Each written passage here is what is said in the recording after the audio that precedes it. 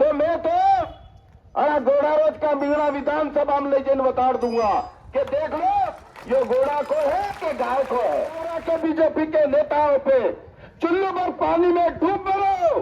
अगर इस हिंदुस्तान में रहना है तो सबको साथ में लेकर चलना पड़ेगा, तभी ये हिंदुस्तान है। अनेकों भाषा का हिंदुस्तान है, अनेकों जाति का हिंदुस्तान है, अनेकों धर्मों का हिंदुस्तान है। तो तुम्हारी बीबियों को बोल दो जहां घोड़ा रोज है वहां पूजने चली जाए, मालूम पड़ जाएगी क्या है। तुम तो दामाद बनाते हो और हम में हिंदू मुस्लिम का झगड़ा कराते हो।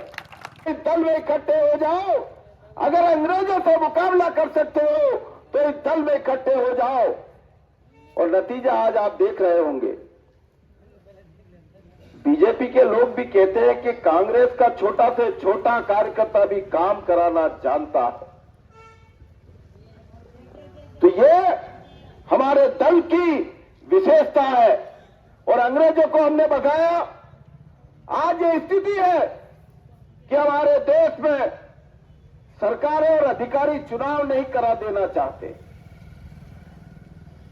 अभी हमारे ब्लॉक कांग्रेस के अध्यक्ष दिलीप राव मंडलोई जी बता रहे थे, अभी कन्हैयालाल जी मेहरा बता रहे थे, ये नौबत क्यों आ पड़ी। अभी हमारे पास बड़ाला के वरिष्ठ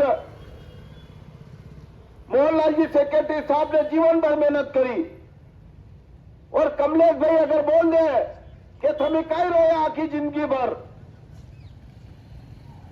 तो महीना 15 दिन में अड़ा को जीव निकली जाए। लेकिन हमारे देश में ऐसे व्यक्ति को प्रधानमंत्री बना दिया जो प्रधानमंत्री बनते ही कहता है कि 60 साल तुमने क्या किया। ये हमारे देश की संस्कृति नहीं है। हमारे यहां तो हर एक व्यक्ति को पूजा जाता है और पूर्व प्रधानमंत्री नेहरू जी को जब नरेंद्र मोदी जी अपशब्दों का इस्तेमाल करते हैं, ये वो लोग हैं। मैं बीजेपी वाले को कहना चाहता हूं कि हम तो इन गांधी जी को मानते हैं और आज भी कोई अधिकारी नहीं मानता है तो हम गांधी जी की विचारधारा से आंदोलन करते हैं और सफल होते हैं। लेकिन तुम्हारी औलाद को क्या कहोगे। वो गांधी को पूजे के गोडसे को पूजे, वो सही बोले के झूठ। ये हिंदू मुसलमान करते हैं और इन भाजपा के जितने बड़े नेता हैं वो अपनी लड़कियों की शादी मुस्लिम नेताओं से करा देते हैं। काला दादा, हमारे यहां सलीम है, हमारे यहां फिरोज है, हमारे यहां अब्दुल है। अगर इनको तुम पाकिस्तान भेज सकते हो तो हम भी तुम्हारे साथ हैं। तुम तो दामाद बनाते हो और हम में हिंदू मुस्लिम का झगड़ा कराते हो। कहां ले जाओगे आपकी जनरेशन को, कैसे आप सिखाओगे। इस देश की एकता और अखंडता पहले भी थी और भारतीय जनता पार्टी चाहे कुछ भी कर ले। हमारे राहुल गांधी जी ने कन्याकुमारी से कश्मीर की यात्रा करी और पूरे देश को जोड़ने का काम किया है। अगर इस हिंदुस्तान में रहना है तो सबको साथ में लेकर चलना पड़ेगा, तभी ये हिंदुस्तान है। अनेकों भाषा का हिंदुस्तान है, अनेकों जाति का हिंदुस्तान है, अनेकों धर्मों का हिंदुस्तान है और यही तो हमारी विशेषता लोकतंत्र है। ये भाजपा के नेता लोग कहते हैं कांग्रेस ने क्या दिया। अरे कांग्रेस ने तो तुम्हें वोट डालने का अधिकार दिया। अगर कांग्रेस वोट डालने का अधिकार नहीं देती तो तुम्हारी पैदाइश ही नहीं हो पाती। हमारे सभी किसान गांव गांव हम जाते हैं तो कहते हैं हम घोड़ा रोग से परेशान हैं। क्यों भैया, तुम्हारे विधानसभा में मध्य प्रदेश में भारतीय जनता पार्टी के विधायकों को यह मालूम नहीं है कि वो फोटो करे कि मिलना करे। इन नेताओं को पता नहीं है क्योंकि ये तो बड़े बड़े उद्योग चला रहे हैं।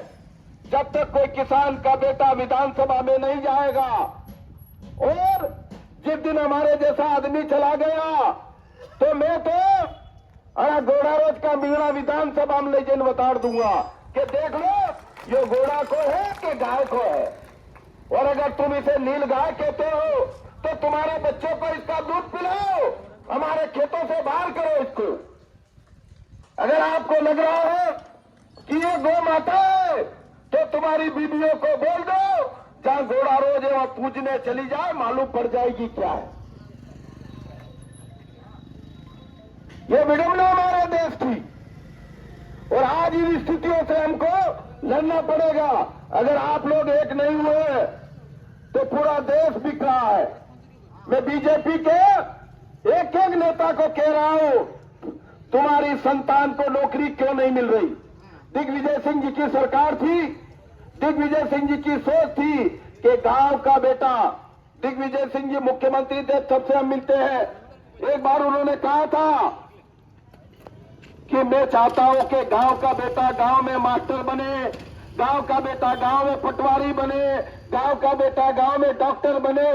उनकी ये सोच थी कि गांव का व्यक्ति जब सुबह सुबह लोटा लेकर जाएगा तो उसको सारे कर्मचारी मिल जाएंगे। और अबे पटवारी साहब ने डूंडवा में 2 लीटर पेट्रोल लागे और पिपलोदा में तो 25,000 नहीं दो तो नामांतरण भी नहीं हुए।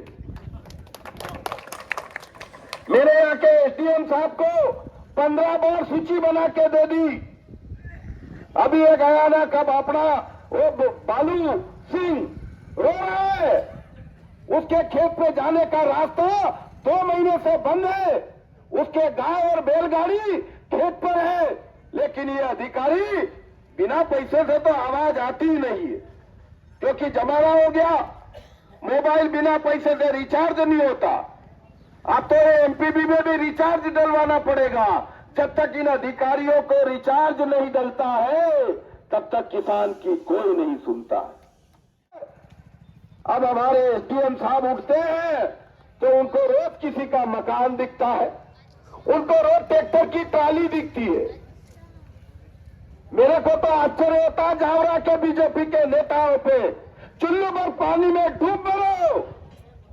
एक एसडीएम प्रधानमंत्री आवास बनाने वाले को रेत तक मिलाने दे रहा है।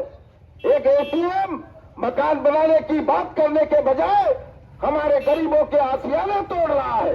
अरे जिसका बीपीएल कार्ड तुमने जारी किया उसके पास खाने को अनाज नहीं है, उससे 1 लाख रुपए का नोटिस दे रहे हो। शर्म आनी चाहिए ऐसे प्रशासन को भी कि उस गरीब की क्या हालत हो रही होगी जिसके घर तुमने 1 लाख रुपए का नोटिस दे दिया। तुम्हारा मुख्यमंत्री जो बोल रहा है वो तो तुमको मानना चाहिए। पहले तो उस मुख्यमंत्री को पूछो कि तू क्या बोल रहा है। या तो तुम मुख्यमंत्री की मान लो या भारत के संविधान को मान लो। कांग्रेस पार्टी ने हमेशा संविधान की बात करी है, नीति की बात करी है, मौलिक अधिकारों की बात करी है।